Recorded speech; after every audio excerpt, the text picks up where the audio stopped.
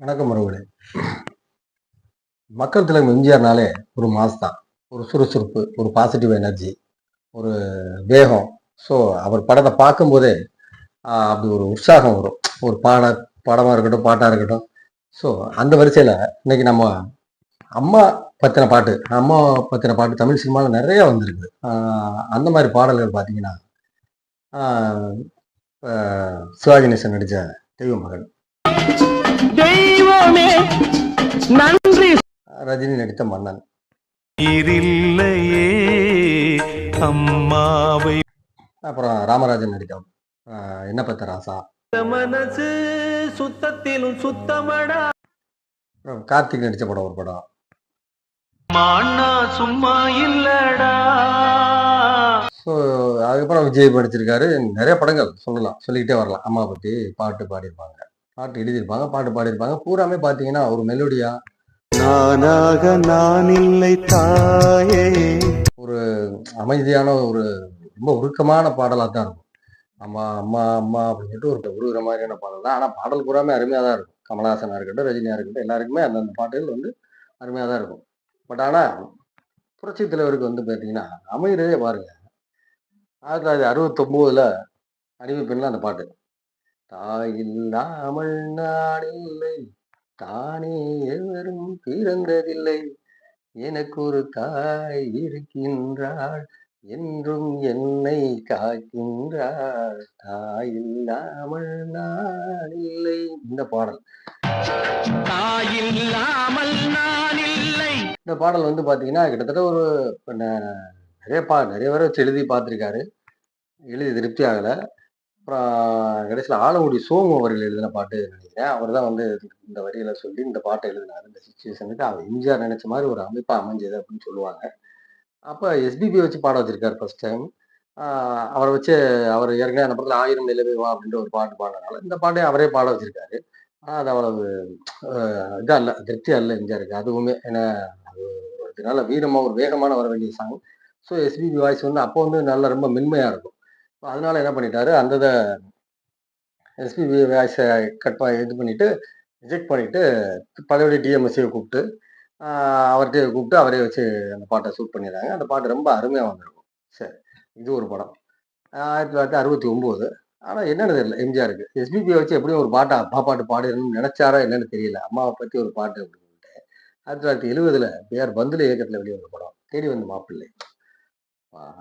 அவரை பார்த்தாலே அவர் அவ்வளோ மாசா இருக்கும். எம்ஜிஆரை பார்க்கும்போதே அந்த ஃபர்ஸ்ட் சீன் அந்த ஒரு கோட்டோட வந்து ஒரு கேடயத்தை வாங்கிட்டு வருவார், பரிசு வாங்கிட்டு வருவார். வாங்கிட்டு வந்தோடனே அம்மாட்ட கொண்டாந்து காமிப்பாரு, ரொம்ப சந்தோஷமா. அப்ப அந்த பாட்டு ஸ்டார்ட் பண்ணுவாங்க, வெற்றி மீது வெற்றி வந்து என்னை சேரும், மீது வெற்றி வந்து என்னை சேரும், அதை வாங்கி தந்த பெருமை எல்லாம் உன்னை சேரும், அதை வாங்கி தந்த பெருமை எல்லாம் உன்னை சேரும், பெற்றெடுத்து வேர் கொடுத்த அன்னை அல்ல, நீ பேசுகின்ற தெய்வம் என்பது உண்மை அல்ல. அப்படியே ஒரு எஸ்பிபி வாய்ஸுக்கு அதுக்கும் சின்ன பிள்ளை மாதிரி துள்ளுவாருங்க. இங்கிட்டு ஓடுவாரு, அங்கிட்டு ஓடுவாரு, இங்கிட்டு ஓடுவாரு, அங்கிட்டு ஓடுவாரு, அம்மா மடியில படுப்பாரு, உழல்வார். அது அப்படி ஒரு சந்தோஷமா இருக்கும். அப்படி பாக்குறதுக்கே, அவரை பாக்குறதுக்கே அவரை அந்த ஒரு சந்தோஷம். அம்மா நான் எனக்கு வர சக்சஸ் பூராமே உன்னாலதான் எனக்கு வந்திருக்கு அப்படின்னு சொல்லி ஒரு அம்மாட்ட ஒரு பெருமையை சொல்ற மாதிரி. அதுல வந்து பாருங்க, தாய்ப்பாடில் வீரம் கண்டேன், தாளாட்டில் தமிழை கண்டேன், நீ கொடுத்த தாய்ப்பால் தான் எனக்கு வீரமே வந்தது, நீ படிச்ச தாளாட்டில் தான் எனக்கு தமிழ் வந்தது. நீ இப்போ நம்மளே கேள்விப்படுறோம், வயிற்றுக்குள்ள இருக்கும்போதே அம்மா பாடுற பாட்டு, அம்மா பாடுற அந்த வளையல் சத்தம், அம்மாவுடைய பேச்சு, இது எல்லாமே குழந்தைங்க மனசுல பதியுது இல்லைங்களா? ஸோ அந்த மாதிரி தாலாட்டில் தமிழை கண்டேன், உண்ணாமல் இருக்க கண்டேன், உறங்காமல் விழிக்க கண்டேன், உண்ணாமல் இருக்க கண்டேன், உறங்காமல் விழிக்க கண்டேன், மற்றவர்க்கு வாழுகின்ற உள்ளம் என்னவோ, அது உன்னிடத்தில் நான் அறிந்த பாடம் அல்லவோ. இப்போ மையம் வரலன்னு வைங்களேன், அப்பாவோட சாப்பிடுவாங்க, எல்லாருமே சாப்பிடுவாங்க. பையன் வர லேட் ஆகுதுனாலும் பரவாயில்லன்ட்டு சாப்பிடுவாங்க. அம்மா இருக்குது பாருங்க, சாப்பிடாது, வெயிட் பண்ணும், இருக்கு வரட்டும், பார்ப்போம், நான் வந்துடுவேன், என் பிள்ளை வரட்டும் அப்படின்னு சொல்லிட்டு வெயிட் பண்ணும். அதே நேரம் பிள்ளைக்கு ஒன்று முடியலைன்னு வைங்களேன், சுத்தமாக சாப்பிடாது. அம்மா வந்து நம்ம அம்மானா அந்த அந்த மாதிரியான ஒரு நிலை, அதான் உண்ணாமல் இருக்க கண்டேன், உறங்காமல் விழிக்க கண்டேன். பையனுக்கு முடியல அப்படின்னா உறங்காம முழிச்சுட்டே இருக்கிறது. அப்படியே குழந்தைக்கு ஒரு குழந்தை வர லேட் ஆனாலும் முழிச்சுட்டு வெயிட் பண்ணி காத்துட்டு இருக்குது. ஸோ இதெல்லாம் வச்சு தான் சொல்லியிருப்பாரு. "மற்றவர்க்கு வாழ்கின்ற உள்ளம் என்னவோ அது உன்னிடத்தில் நான் அறிந்த பாடம் அல்லவோ" அப்படின்னு. நம்ம பிறருக்கு உதவுற உள்ளம் கூட நான் ஓட்டுறது தான் நான் கத்துக்கிட்டேன்ம்மா அப்படின்னு சொல்லிட்டு, அவர் வந்து எம்ஜிஆருக்கு வந்து சின்ன வயசுலயே அப்பா இறந்துடுறாரு. ஸோ அவர் ரியல் லைஃப்லயும் பாருங்க, அம்மா, அம்மா, அம்மா தான் அம்மா தான் அவருக்கு. ஸோ அப்படி கஷ்டப்பட்டு அவங்கள வளர்த்தாங்க அம்மா.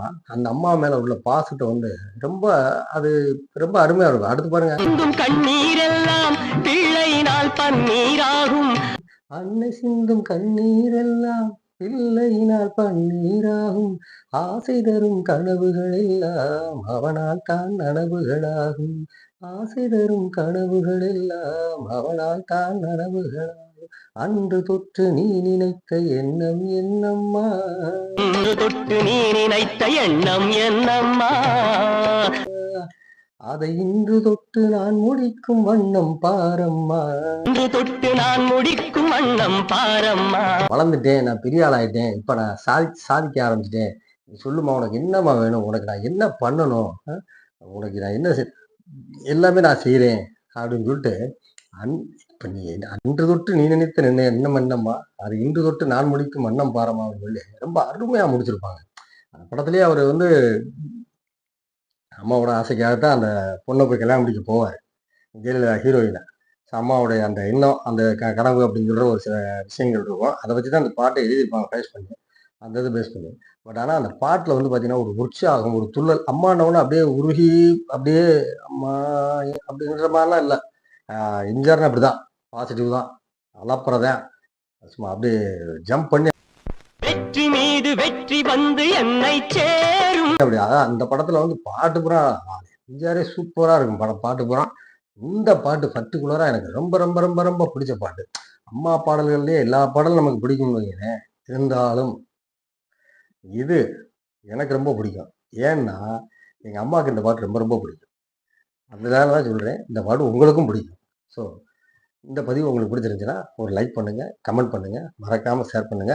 அப்புறம் சப்ஸ்கிரைப் பண்ணிருங்க. மறக்காதீங்க. நம்ம சேனல் சப்ஸ்கிரைப் பண்ணுங்க. கண்டிப்பா லைக் பண்ணுங்க. லைக் பண்ணீங்கன்னா தான் அடுத்தடுத்து நாங்க போற வீடியோக்களுக்கு ஒரு ஏதுவா இருக்கும். ஸோ அடுத்து நான் என்னை இம்ப்ரூவ் பண்றதுக்கு ஏதுவா இருக்கும்.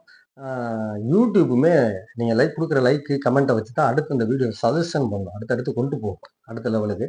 ஸோ அதுக்கு உங்களுடைய ஆதரவு கண்டிப்பா தேவை. நன்றி. வணக்கம் உறவுகளே. மீண்டும் ஒரு அடுத்த பதிவுல, அருமையான பதிவுல சந்திப்போம்.